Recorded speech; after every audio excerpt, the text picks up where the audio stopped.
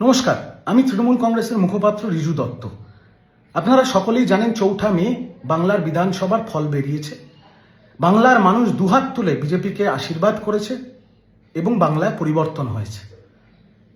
আগামী ৯ই মে নতুন সরকার গঠন হবে বাংলায়। কিন্তু আমার ভিডিওটা আজকে সেটা নিয়ে নয়। আমার ভিডিওটা হচ্ছে ৪ঠা মে বিকেল ৪টের থেকে আজকে ৬ই মে দুপুর ৩টে অবধি আমার সাথে ব্যক্তিগত কি ঘটনা ঘটেছে। আপনারা জানেন যে আমার দল তৃণমূল কংগ্রেস কাউন্টিং অবজারভার করে পূর্ব মেদিনীপুরে পাঠায়।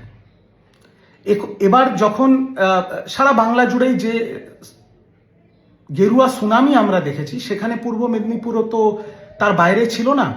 পূর্ব মেদিনীপুরে যখন তৃণমূল পিছিয়ে ব্যাকফুটে এবং বিজেপি হৈ হৈ করে জিতছে, তখন শেষ মুহূর্তে আমি পূর্ব মেদিনীপুর থেকে বেরিয়ে আসি এবং বাড়ি ফিরে আসি। যখন বাড়ি ফিরছি, যখন আমি আমার গলিতে ঢুকছি, তখন স্বাভাবিকভাবে বিজেপির যে কর্মীরা, যে সমর্থকরা, যারা এতদিন ধরে অত্যাচারিত, যারা লাঞ্ছিত, যারা বঞ্চিত, তাদের খুশির বহিঃপ্রকাশ হবেই। তারা ফ্ল্যাগ নিয়ে জয় শ্রীরামের স্লোগান দিচ্ছে, গান বাজাচ্ছে, আবির খেলছে, খুব স্বাভাবিক। সেই মুহূর্তে আমার গাড়িটা তাদের ওই বিজয় উৎসবের সামনে গিয়ে পড়ে। আমার ড্রাইভার মুসলিম, আমি গাড়িতে সামনের সিটে বসে। আপনাদের বলতে চাই, আমি এটা না বললে, মানে এই কথাগুলো, বিগত ১.৫-২ দিনের কথাগুলো না বললে পাপ হবে। আমার মণ্ডল সভাপতি সেই সময় যদি সে চাইতো, আমার গায়ে আবির লাগিয়ে দিতে পারত, আমার গাড়ি ভাঙচুর করতে পারত, আমার মুসলিম ড্রাইভারকে মারতে পারত, আমাকেও চত্থাপ্পড় মারতে পারত। কিন্তু তারা কি করেছে? সে এসে আমার সাথে হাত মিলিয়েছে, আমার গায়ে গেরুয়া আবিরটা পর্যন্ত দেয়নি। উল্টে বিজেপির ছেলেগুলো বলেছে, একটু রাস্তাটা খালি কর, রিজুদার গাড়িটাকে বার করে দে।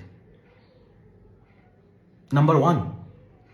নাম্বার 2, 4 তারিখ বিকেল 5টার পরে যারা স্বঘোষিতভাবে বিজেপি হয়ে গেছে, যারা সবাই তৃণমূল ছিল এখন স্বঘোষিতভাবে বিজেপি হয়ে গেছে, ফেসবুকে এখন জয় শ্রীরাম লিখছে,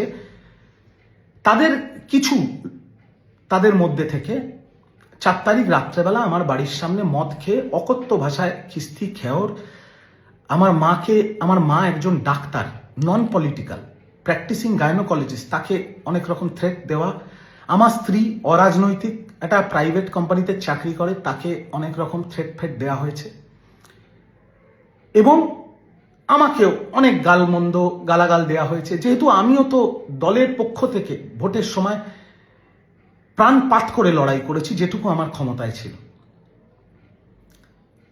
এবং তারপরে আমি আমার পরিবারের সুরক্ষার জন্য, আমার সার্ভাইভালের জন্য, দলের মুখপাত্র হওয়ার সুবাদে বিজেপির অনেকের সাথে আমার ভালো সম্পর্ক ছিল, যারা এখন সবাই বিধায়ক হয়েছে, তাদেরকে আমি ফোন করি। কিসের জন্য ফোন করি? নিজের এবং নিজের পরিবারের সুরক্ষার জন্য। এবং আমি স্পষ্টভাবে বলতে চাই যে বিজেপির এত ব্যস্ততা, 9 তারিখ তাদের শপথ গ্রহণ, প্রতিটি বিজেপির বিধায়ক যাদের আমি ফোন করেছি, তারা দুটো রিংয়ের মধ্যে আমার ফোন ধরেছে। নাম্বার 1, বিজেপির দিল্লির শীর্ষ নেতৃত্ব এবং বিজেপির বাংলার শীর্ষ নেতৃত্ব আমাকে ওপেনলি বলেছে, তুমি বুক ফুলিয়ে তৃণমূল কংগ্রেস করো, তোমার পরিবারের ওপরে কোনো আঁচ আসবে না। কারণ আমি তাদের একটাই কথা বলেছিলাম যে, দাদা, আমাদের কি বাঁচার অধিকার নেই? আমরা বিরোধী দল করি, এখন আমরা তৃণমূল কংগ্রেস করি, আমি তৃণমূলের মুখপাত্র, কিন্তু আমার কি বাঁচার অধিকার নেই? আমাদের কি বেসিক সম্মানটুকু থাকবে না? আমাদের জীবন জীবিকা, আমাদের চাকরি, সেটাও কি আপনারা কেড়ে নেবেন? তাহলে বলুন, আমরা সুইসাইড করে নিচ্ছি। তখন বিজেপির সর্বস্তরের দিল্লি এবং বাংলার শীর্ষস্থানীয় নেতৃত্ব, আমি তাদের নামটা নিচ্ছি না, তারা এক কথায় বলেছে, তোমার ওপরে বা তোর ওপরে কোনো রকম প্রবলেম হলে আমাকে ফোন করবি। এবং তারা বারংবার হোয়াটসঅ্যাপে খোঁজ পর্যন্ত নিয়েছে, কোনো প্রবলেম হয়নি তো? এটা যদি আমি না বলি, আমি পাপ করব। তারা আমাকে স্পষ্ট বলেছে, রিজু, তুই যা করেছিস, যা ভাষণবাজি করেছিস, যা ডায়লগবাজি করেছিস, কর্মীদের মনে তোর জন্য রাগ আছে, কিন্তু তুই দলের মুখপাত্র হয়ে করেছিস। তুই কারুর বেআইনিভাবে জোর খাটিয়ে জমি কেড়ে নিসনি, বাড়ি দখল করে নিসনি, কারুর বাড়ির মা বোনের গায়ে হাত দিসনি, কাউকে মারধর করিসনি আমাদের কোনো কর্মীকে না। তুই কোনোদিন ফলস কেস দিয়ে কাউকে থানায় ঢুকিয়েছিস, জেল খাটিয়েছিস। সেই জন্য আমরা কথা দিচ্ছি, তোর বা তোর পরিবারের ওপরে কোনো আঁচ লাগবে না। এবং আমি আজকে বলছি, এই 6 তারিখ দুপুর 3টের সময় আমার বাড়িতে একটা পাথর পর্যন্ত, কেন একটা পাথরের কোনা পর্যন্ত কেউ মারেনি। সব থ্রেট কল বন্ধ হয়ে গেছে, উল্টে খোঁজ নিচ্ছে, দাদা কোনো অসুবিধা নেই তো। আরেকটা ঘটনা বলি, আমার শ্বশুর শাশুড়ি, আমার শ্বশুরের বয়স 75, আমার শাশুড়ির বয়স 73, শ্বশুর সেরিব্রাল অ্যাটাকের পেশেন্ট। এই স্বঘোষিত বিজেপি যারা হয়েছে, বিকেল 4টের পর গেরুয়া আবি নিজের মুখে লাগিয়ে, এরকম কিছু লোক গিয়ে আমার 75 বছর বয়সী শ্বশুরকে চপথাপ্পড় মারে। আমি নাম করে বলছি, সেই সময় আমাদের বাঁচানোর কেউ নেই, কেউ আমার ফোন ধরেনি, আমার কোনো শীর্ষ নেতৃত্ব। আমি তখন বিজেপির একটি নেতাকে ফোন করি, নাম করে বলছি, রাজর্ষি লাহিড়ী, সজল ঘোষ। তারা বলেছে দেখে নিচ্ছি। রাজর্ষির সঙ্গে সঙ্গে সোনারপুর থানায় ফোন করে, 8 ঘন্টার মধ্যে পুলিশ যায় এবং আমার বৃদ্ধ শ্বশুর শাশুড়িকে তারা প্রোটেক্ট করে। আমি যে এলাকায় বাস করি, আমার বিধানসভা কাশীপুর বেলগাছি, আমাদের বিধানসভার এখন বিধায়ক হচ্ছে বিজেপির বিধায়ক রিতেশ তিওয়ারি। রিতেশ দাকে আমি ফোন করে বলি, দাদা আমাদের কি এইরকম অত্যাচার হচ্ছে? আমি রিতেশ দার কথা এক্স্যাক্ট আপনাদের বলছি। বলছে, শোনো রিজু, তুমি কাশীপুর বেলগাছি কোনোদিন কোনো অত্যাচার করনি, কোনোদিন কোনো তোলাবাজি করনি, তোমার গায়ে হাত দেওয়ার আগে আমার গায়ে হাত দিতে হবে। শুধু তাই নয়, আমার বাড়িতে আমার মণ্ডলের জেনারেল সেক্রেটারি আনন্দ, নাম করে বলছি, আমার বাড়িতে এসছে। আমার জেলা, যে জেলায় আমি থাকি উত্তর কলকাতা, সেই জেলার বিজেপির শাখা সংগঠনের জেনারেল সেক্রেটারি অমিত আমার বাড়িতে এসছে, আমার সাথে বসে চা খেয়েছে, গল্প করেছে, আমার এই তৃণমূলের অফিসে বসে। এবং তারা আমাকে বলেছে, দাদা আমি কথা দিচ্ছি, তোমার গায়ে একটা আঁচ আসবে না, তোমার পরিবারের গায়ে একটা আঁচ আসবে না, তুমি মন খুলে তৃণমূল কংগ্রেস করো, গঠনমূলক রাজনীতি করো। শুধু তাই নয়, রিতেশ দা, আমি যে থানার অন্তর্গত আমার বাড়ি, সেই থানার ওসিকে বলে দেওয়ার পর 1 জন না 2 জন না 5টা বাইকে 10 জন অফিসার আমার বাড়িতে এসছে এবং এসে বলেছে, দাদা তোমার বাড়িটা চিনে গেলাম। সবকটা অফিসার, তাদের অধিকাংশ, যেহেতু আমি কারোর সাথে কোনোদিন ব্যক্তিগত স্তরে খারাপ ব্যবহার করিনি, তাদের পার্সোনাল নম্বর দিয়ে গেছে এবং যারা আমার বাড়ির সামনে এই নব্য স্বঘোষিত বিজেপি, যারা 4 তারিখ সকাল 11টা অবধি তৃণমূল ছিল, 4 তারিখ বিকেল 5টার পরে বিজেপি, তাদেরকে চিহ্নিত করে তাদের বাড়িতে গিয়ে তাদের যা বলার বলেছে। এবং তাদের বাড়ি যদি অন্য থানার অন্তর্গত থাকে, সেই থানার অফিসারকেও বলেছে যে রিজু দত্তের বাড়ির সামনে যেন এরা না যায়। বিজেপির এই সৌজন্য, বিজেপির এই উদারতার জন্য আমি বিজেপির কাছে চিরকৃতজ্ঞ। শুধু তাই না, আরো শুনুন, আমাদের তৃণমূলের কর্মীরা যারা দখলদারি করেনি, যারা তোলাবাজি করেনি, যারা মানুষের সাথে দুর্ব্যবহার, মারধর এগুলো করেনি, তারাও এই মারপিটের মধ্যে, এই রাগের বহিঃপ্রকাশের মধ্যে পড়ে গিয়ে অনেকের বাড়িতে আক্রমণ হয়েছিল, ইত্যাদি ইত্যাদি হয়েছিল।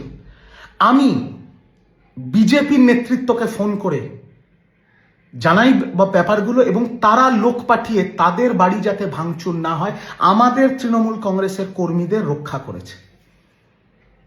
এটা যদি না আমি বলি, আমার পাপ লাগবে, আমি বেঈমান। তার সাথে আমি এটাও বলতে চাই যে দলের হয়ে প্রাণপাত করে প্রচার করার সময়, দলের মুখপাত্র হিসেবে আমি যদি কোনো অশালীন মন্তব্য করে থাকি, কুরুচিকর মন্তব্য করে থাকি, কুৎসা করে থাকি, ব্যক্তিগত আক্রমণ করে থাকি, বিলো দ্য বেল্ট আক্রমণ করে থাকি, দলীয় নির্দেশে বা কখনো কখনো আবেগপ্রবণ হয়ে, আমি তার জন্য মন থেকে ক্ষমা প্রার্থী। মন থেকে ক্ষমা প্রার্থী। কারণ বিজেপি যে সৌজন্য দেখিয়েছে, বিজেপি যে উদারতা দিয়ে দেখিয়েছে, বিজেপি যে প্রোটেকশন, তৃণমূল কংগ্রেসের মুখপাত্র যে সবচেয়ে ভোকাল ছিল বিজেপির নেতৃত্ব এবং বিজেপির বিরুদ্ধে, তাকে যে প্রোটেকশন দিয়েছে, যে সহযোগিতা তার সাথে করেছে, এটা এই ঋণ আমি জানি না আমি শোধ করতে পারবো কিনা। শুধু তাই নয়, বিজেপির দিল্লি এবং বাংলার শীর্ষ নেতৃত্বরা আমাকে বলেছে বুক ফুলিয়ে তৃণমূল কংগ্রেস করো। আমি কিন্তু গায়ে গেরুয়া আবির লাগিয়ে জয় শ্রীরাম বলিনি ফেসবুকে। আমি এখনো এই যে ভিডিওটা করছি, পেছনে তৃণমূল কংগ্রেসের স্টিকার আছে। আমি হাঁড়ি ছড়িয়ে তৃণমূল কংগ্রেস করিনি, উল্টে তৃণমূল কংগ্রেস করতে গিয়ে আমার দেনা হয়ে গেছে। আমি এমএলএও নয়, আমি এমপিও নয়, আমি কাউন্সিলরও নয়, আমি সামান্য একটা মুখপাত্র মাত্র। আমি বাড়ি, ঘরদোর, অট্টালিকা, রেঞ্জ রোভার গাড়ি, বিএমডাব্লিউ, মার্সিডিস কিচ্ছু নেই আমার যে গাড়িটা আমি ব্যবহার করি সবাই চেনে, বিজেপিও চেনে, তৃণমূলও চেনে, সেটা 12 বছর পুরনো একটা গাড়ি, XUV 500, সবাই জানে।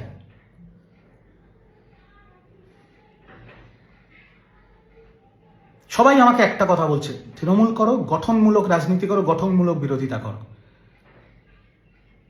তৃণমূলের প্রতিটা জনপ্রতিনিধি, আমি আর নাম করে তাদের লজ্জা দেব না, প্রতিটা জনপ্রতিনিধি বিজেপির প্রতিটা নেতাকে ফোন করে সারেন্ডার করে দিয়েছে, বলেছে ইমিডিয়েট তারা বিজেপি জয়েন করতে চায়। কিন্তু বিজেপি একটা প্রেস কনফারেন্স করে পরিষ্কার বলে দিয়েছে কাউকে এইভাবে জয়েন করানো হবে না, এইভাবে বিজেপিতে যোগ দেওয়া যায় না।